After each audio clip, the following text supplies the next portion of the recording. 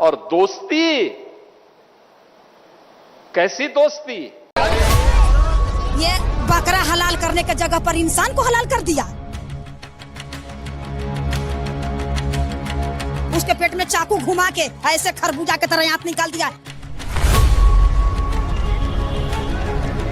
सातों के एनकाउंटर और सातों के घर पर बुलडोजर। तो आप देखिए, इस वक्त मैं उसी असद के इलाके में हूं जिस असद का एनकाउंटर हुआ, और मेरे पीछे अगर आप देखेंगे तो बुलडोजर आपको देखने को मिलेगा। बुलडोजर चलेगा 100% चलेगा और ये खत्म टूटेगा। उन्होंने हमारी मस्जिद बनवाई, उन्होंने बनवाई, तो उसी की भरपाई आज कर रहे हैं, ताकि मस्जिद बनवाया उसका भरपाई अपना बेटा खो के किया। भाईचारा का तेल लेना, भाईचारा है कहाँ? भाईचारा खत्म हो जाए, भाईचारा है कहाँ? भाईचारा का तेल लेना। दोस्ती की आड़ में छुरेबाजी स्वीकार्य नहीं और कतई स्वीकार्य नहीं होगा। अगर कोई अपनी नालायक औलाद को समझा नहीं पा रहा है तो समझो कि गलती कर रहा है। हमारे त्योहार तो हम तो भाईचारे के साथ निभाते हैं, ये लोग क्यों नहीं भाईचारा निभाते हैं? पर ये चीजें जो होती है ना, रंजिश के तौर पे ये लोग ले जाते हैं, हम जो मुंडन होते हैं ये रंजिश के उस पे ले जाते हैं। इन्हें मौका मिलता है तो मौका का पूरा फायदा उठाते हैं सर, और ये पीठ पीछे बार करते हैं। अभी कहाँ हुआ है? एक से नहीं, वो 6 और है, उनके भी होने चाहिए। बुलडोजर भी चलना चाहिए, इससे नहीं होगा। इससे भी बड़े ये 6 क्रिमिनल बनेंगे आगे। अगर आज बता रही है कि 3 लोगों को गिरफ्तार कर लिया, 1 एनकाउंटर कर दिया, तो न्यायपालिका पे आप लोग को भरोसा नहीं? नहीं, हमको कोई भरोसा नहीं भैया। योगी जी ने ठीक किया, बिल्कुल बढ़िया काम करा भाई साहब। अपराधी का कोई जाति और धर्म नहीं होता। हमारी सरकार ऐसा काम करे तो फिर तो आगे अपराधी ना होंगे। बिल्कुल भारत में और भी जो ऐसे केसेस है ना, उनमें सारे अपराधियों को निपटा दिया जाए। बेचा वचा कुछ नहीं है, ये उन लोगों ने अफवाह फैलाया है कि मकान बिक चुका है। मकान अगर बिक गया होता तो अदर मकान पे तो गवर्नमेंट ये स्टिकर नहीं लगाती, नोटिस बोर्ड। और किराए पे रहते थे, और जो कि मकान ये है और 15-20 दिन के अंदर किराए पे भी चले गए। पहले ये बोला था कि ये मकान बेच दिया, और बेचा अभी तक नहीं है। जब वो वहाँ पर चीख और तड़प रहा था तो कोई मोहल्ले वाला नहीं आया। तड़प वो चिल्ला रहा था, बचाओ बचाओ की आवाज निकाल रहा था, तब ये मौलाना कहाँ गए थे। इनमें ये होता है, इनके क्या, इनके तो हर साल लगाए रहो, लाइन लगाए रहो। हिंदू के एक है, तुम उसको भी खा के बैठ जाते हो। हम लोग कहाँ जाएंगे? कि भाई कुछ भी होना है, मतलब इनके त्योहार पे भी इनका मारेंगे और अपने त्योहार पे भी इनका मारेंगे। दोनों तरफ से खुशी इनकी है, दुख तो हमें मिलता है ना। होली वाले दिन भी हिंदू का ही बेटा मरा था, और ईद वाले दिन ही हिंदू का मरा था। मुसलमान मुल्ले क्यों नहीं मरते? भाईचारा मिला के और फिर हिंदू को मारते हो। तुम जो यहाँ बोल रहे हो ना, ये डर के मारे बोल रहे हो तुम। ये जितने भी मुल्लो, इनको सबसे ज्यादा सहारा देने वाले हमारे हिंदू ही है। शर्म नहीं आई इन लोगों को कभी नहीं आने की भैया। ये कसाई है, कसाई। कार्रवाई प्रशासन या सरकार कर रही है, आप लोग खुश? बिल्कुल खुश है जी, बिल्कुल खुश, बिल्कुल खुश है। इससे भी कठोर हो सर, अपराधियों के लिए इससे भी कठोर हो। हम सदैव हिंदुओं को जगाते रहते, ये देश का दुर्भाग्य है। जो सूर्या नाम के बालक की हत्या की गई है, हलालात को ले जाने के नाम पर, दिखाने के नाम पर, यही हिंदुओं का दुर्भाग्य है। यदि तुम एक नहीं रहोगे तो उनके अंदर न दया है, न करुणा है, न प्रेम है। और हिंदू एक होगा तो एक भी हिंदू का बाल बांका नहीं होगा। उसको बख्शा नहीं जाएगा। देखिए, सुरक्षा कोई भी धर्म का हो, अपराधी को बख्शा नहीं जाएगा। वो तो खुलेआम कह रही है, वो जो अपराधी को बख्शा नहीं जाएगा। तो ये अपराध करने वाले को सोचना चाहिए ना। लेकिन आज जब बुलडोजर चलने की बात हो रही है तो यहाँ पर जितने भी मौलाना है वो मीडिया में बाइट देते हुए घूम रहे हैं कि भाई साहब ऐसा नहीं होना चाहिए। पर जो योगी ने करा वो बहुत बढ़िया करा। बीजेपी की सरकार है, वो जो करती है बढ़िया करती है, और जितने ये ताले लगाए बैठे हैं इन सबके ताले तोड़ देगा वो, हमें पता उसकी। पार्टी के जितने भी लोग हैं, समाजवादी पार्टी, कांग्रेस पार्टी, वो सारे के सारे मिलकर के ये कह रहे हैं कि भाई साहब एनकाउंटर राज चल रहा है, गोली मार दी, ये कोई बात थोड़ी होती है, कानूनी प्रक्रिया। अरे जब उसके चक्कू मारा था, जब यूँ घुमाया था, तब देखा था क्या? पिछले 15 सालों से चिल्ला चिल्ला के पागल हो लिया कि हिंदू समाज समझ लो, हिंदू समाज समझ लो, हिंदू समाज समझ लो। लेकिन हिंदू समाज को सिर्फ पैसे का लालच हो गया है। अपने मकानों में, हिंदू मकानों में किराएदार जो है मुल्ला बांट रखे हैं। ये मुल्ला अपनी बहनों तक शादी कर लेते हैं, तो ये हमारी बहनों को बहने कहेंगे क्या? हाँ है ना। और जब हम जो है, हम हिंदू समाज के लोगों को ही ये बात समझनी पड़ेगी कि इन मुसलमानों को हमें मकान नहीं देना चाहिए। 1-2 रुपए 4,000 रुपए के लालच में हम इन लोगों को मकान दे रहे हैं किराए पे। ये हमारी बच्चियों के साथ गलत कर रहा है। अच्छा, पूरे भारत में आज ये एंड्रॉइड फोन चल रहे हैं, एंड्रॉइड फोन पे सारा सोशल मीडिया देख रहा है कि हिंदू समाज के साथ कितनी कितनी घटनाएं हो रही है। लेकिन हिंदू समाज को सिर्फ क्या कर रहा है, सैलून वाले को 2,000 रुपए की, हम बहुत समझा रहे, हम पिछले कई सालों से समझा रहे लोगों को कि इन लोगों को अपनी दुकानें किराए पे मत दो। ये लोग जो है, जो मोबाइल की दुकान कर रहा है, वो तुम कि भैया जबरदस्त बैटिंग का समय आ रहा है। योगी जी ने क्या बोला आपको सुनाता हूं। पहले बात करते हैं डुगडुगी पर। तो साहब, डुगडुगी अक्सर इसलिए पिटती है जब किसी अपराधी के मकान का 82-83 होती है, या इसलिए भी पीटी जाती है कि तुम्हारा मकान कुर्क कर लिया जाएगा, गिरा लिया जाएगा, तुम पर जानकारी पहुंच जाए।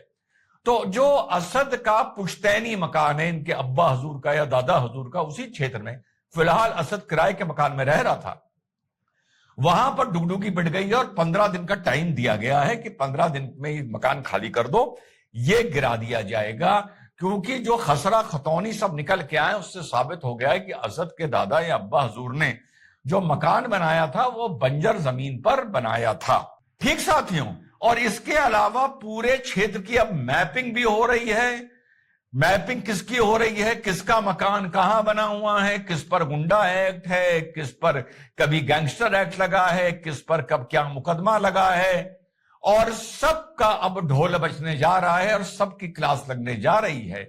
बही खाता खुल चुका है। जैसा संबल की मारपीट के बाद सबका बही खाता बिजली चोरी को लेकर साथियों खुला था।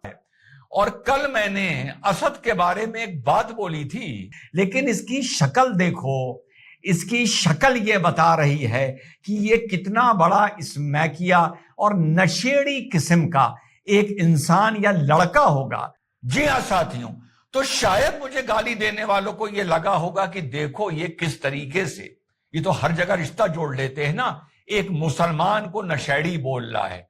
तो बेटा, कुछ देख के बोलता हूं, कुछ सोच के बोलता हूं, उसके होठ देख के बोला था, उसकी शक्ल देख के बोला था। इतना अनुभव हो गया है जिंदगी में। उसी असद के बाद सुन लो, उसी असद के लिए सुन लो मौलाना क्या बोल रहा है। भाई उसे तो हम लोग इतनी अच्छी तरह जानते नहीं है, उसकी भी उम्र ज्यादा नहीं है, उसके बाप को जानते हैं, उसका व्यवहार तो सही था, मगर ये बताते हैं कि वो लड़का ठीक नहीं था, नशा वगैरह करता था वो। सुन लिया? तो ऐसे किसी को टारगेट नहीं करता हूं। अगर कुछ बातों पर चर्चा करें और विश्लेषण करें, विकास की योजना, कर्ज की योजना, बिजली पानी की योजना, राशन की योजना, मुझे पता है कि अभी ढक्कन हटेगा और कुछ मुझे गाली देने वाले, वो जो भी गाली देते हैं, मैं कभी किसी कौम, किसी मजहब, किसको कभी टारगेट नहीं करता।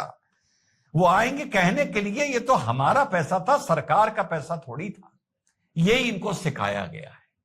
अरे जो हमारी कम्युनिटी के, हमारी कौम के बहुल गांव हैं, वहां पे नहीं बनेगी सड़क, वहां नहीं पहुंचेगा राशन, वहां नहीं पहुंचेगा जल घर घर जल योजना, वहां नहीं पहुंचेगी बिजली, तो क्या कर लोगे बे?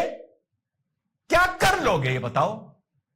या तो पहले तुम्हें ये चीजें दी ना जाएं, फिर जब तुम मांगने आओ तो तुमको दी जाएं। वोट भले भाजपा को दो या ना दो, ये मेरा कभी मुद्दा नहीं रहा है, लेकिन जो योगी जी ने बात बोली कि ना मत देखा गया ना मजहब देखा गया, पर दी गई। और यह बात जब जिससे भी पूछने जाओगे, बोलने जाओगे, तो कहेगा वो तो सरकार का पैसा था, टैक्स पेयर का पैसा था।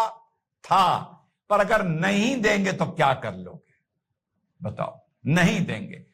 तुम्हारे गांव में 100 मकान एक कौम के हैं और 5 मकान वहां हिंदू के हैं। उन 5 की जगह अगर पाइपलाइन बिछाकर टैप लग गया और बाकी 95 मकानों में नहीं लगा, तो बे क्या कर लोगे तुम? ये भी तो बताओ, क्या कर लोगे? कुछ नहीं कर पाओगे, कुछ नहीं कर पाओगे। तो जो योगी जी ने ये बात बोली कि घर घर, तो हम भी कुछ आपसे अपेक्षा रखते हैं। अरे अपेक्षा भले हम वोट की नहीं रख सकते, लेकिन कुछ तो आपसे हम अपेक्षा रखेंगे ना, कि हमारे नाम के आगे हमेशा गाली नहीं लगाओगे, इतनी तो रखेंगे ना। और जो बात योगी जी ने अंत में बोली कि जो विस्थापित लोग आए, ये बात कितने दिन से 5 साल से जब से सीए का इशू चल रहा है, तुम्हारा भाई दोहरा रहा है, उनके प्रति तुमने कोई संवेदना रखी? मुसलमान मौलानाओं ने सोशल मीडिया पर, ट्विटर हैंडल पर, पढ़े लिखे मुसलमानों ने उन विस्थापित लोगों के लिए कोई संवेदना रखी? नहीं, हमारे मुसलमान भाइयों को भी लेके आओ, हमारे मुसलमान भाइयों को भी लेके आओ। यही सब तुमने नारा लगाया। तो अब अगर कोई ये पूछेगा कि असद की जगह अगर ये कोई आकाश किसी को मारता तो बुलडोजर चलता है तो ना चलता, तो मैं बोल रहा हूं डंके की चोट पे ना चलता, ना चलता, पूरे एरिया की मैपिंग ना होती, और ये जो चल रहा है बुलडोजर ऑफ जो मैपिंग हो रही है, ये सिर्फ एक घटना इसका कारण नहीं है। बहुत सारी पुरानी घटनाएं हैं जो धीरे धीरे तिल का ताड़ बनता जा रहा है और राई का पहाड़ बनता जा रहा है, और तुम्हें मेरी जो समझाई हुई बात है वो समझ में नहीं आ रही। नमस्कार दोस्तों, स्वागत है आपका भारत नाव में। दोस्तों, यूपी के अंदर जो सूर्या केस है उसको लेकर योगी आदित्यनाथ दहाड़ चुके हैं। ताबड़तोड़ एक्शन यूपी पुलिस के द्वारा किया जा रहा है। जो आरोपी है उसके घर को गिराने की पूरी तैयारियां अब हो चुकी है। इसके अलावा पूरे एरिया का इस बार सर्वे किया जा रहा है। कौन कौन सी इलीगल बिल्डिंग्स है उन सबको चिन्हित किया जा रहा है। इसी के साथ साथ यूपी के अंदर से न्यूज आ रही है कि 3 ऐसे मदरसे हैं जो कि इलीगल है, उन्हें भी चिन्हित करके उनके ऊपर भी कार्रवाई की जा रही है। योगी आदित्यनाथ ने साफ साफ चेतावनी दे दी है कि दोस्ती यारी भाईचारे के अंदर कोई भी किसी भी तरह का कोई भी अपराध करता है तो उसे बख्शा बिल्कुल भी नहीं जाएगा। साथ ही साथ यूपी के अंदर गाजियाबाद में रहने वाले लोग भी काफी ज्यादा गुस्से में नजर आ रहे हैं। जिस तरह से बयानबाजी चल रही है इस केस को लेकर, बार बार जो घटनाएं सामने निकल कर आती है, लोग इससे काफी ज्यादा परेशान है और कई लोग ऐसे हैं जो कि जागरूक हो चुके हैं। और अब यूपी की सरकार काफी ज्यादा एक्शन मोड के अंदर दिखाई दे रही है। इससे पहले भी योगी आदित्यनाथ ने साफ साफ कह दिया था कि किसी भी तरह का अपराध यूपी के अंदर बर्दाश्त नहीं किया जाएगा। और उन्होंने अपने भाषण में ये कहा कि अपनी नालायक औलादों को अगर सही नहीं कर सकते तो ये सबसे बड़ी भूल है। बात बिल्कुल सही है। कानून व्यवस्था चाहे पूरे भारत के अंदर कोई भी राज्य हो, सबको कानून के दायरे में रहना ही पड़ता है।